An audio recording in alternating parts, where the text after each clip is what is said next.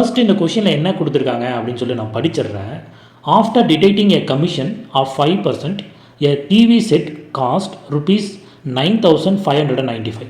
It's market price is right. So என்ன சொல்லியிருக்காங்க அப்படின்னா, ஒரு டிவி செட் இருக்குது சரிங்களா, அந்த டிவி செட்டோடைய காஸ்ட் வந்து அவனே கொடுத்துட்டான் 9,595 ருபீஸ்ன்ட்டு சரிங்களா.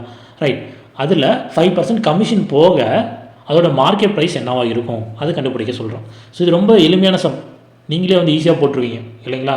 ஸோ இதை வந்து நம்ம ரெண்டு மெத்தடில் கண்டுபிடிக்கலாம். ஒன்று 100% தான் 9595 வச்சுக்கிட்டு அதில் 5% எவ்வளோன்னு கண்டுபிடிச்சி அதை இந்த 9595 கூட மைனஸ் பண்ணி திரும்ப அதை வச்சுக்கிட்டு நம்ம 100% எவ்வளோன்னு கண்டுபிடிக்கிறது சரிங்களா. சொல்லும் போதே குழப்பமாக இருக்குல்ல, சரி அப்படி தான் இருக்கும்.